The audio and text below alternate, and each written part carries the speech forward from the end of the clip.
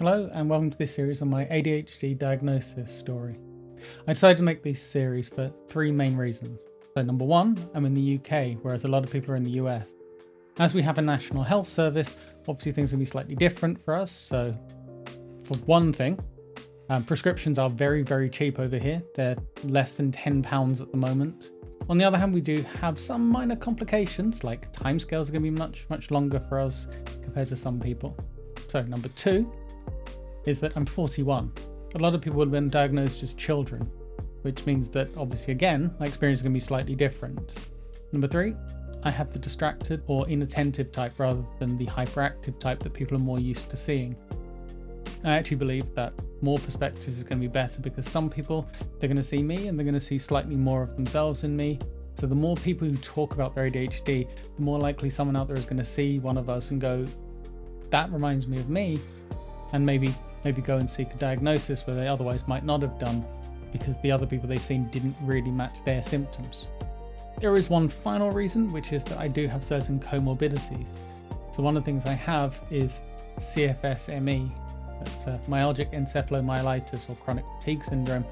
Now obviously for something that's supposed to involve hyperactivity, chronic fatigue is an interesting mix, but I have heard from a number of other people who've had chronic fatigue. I've also heard that maybe the medication would help with chronic fatigue.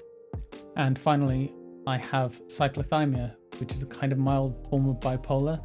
So of course, that's going to have some interesting interactions with the drugs they might want to give me and with my symptoms.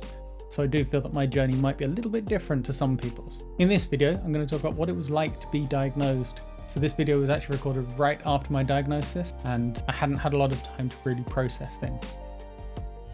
As I record this, it's been about an hour since I got a diagnosis of ADHD. Now, it's still settling in. I'm still not sure what to make of that, but the last 41 years of my life suddenly start to make a little bit more sense, even if it's only a little bit more. Now, I know the NHS isn't perfect, and I've been given an estimate of 16 weeks before I can start talking to the team that handle prescriptions. So it's going to be possibly 16 weeks before I get any kind of answers about how they can help. There are some other medical conditions that are going to complicate things, so we don't know whether I'll be able to have exactly what they want to give me. Yeah, right now I don't really know what to make of all of this, but it's a big thing. And hopefully I can make more of these videos, put more videos together, explaining what the process is like for someone who isn't a child. Ironically, I also have a child, and my child is also going through this process. Somehow I got seen faster than they did, even though we both asked for a referral about the same time. I think in some ways it might be interesting to compare what the experience is like for an adult and for a child going through the same basic process, whether they give us the same kinds of drugs, whether we respond the same way to the same drugs, whether there are any interesting side effects, different ways that society treats us.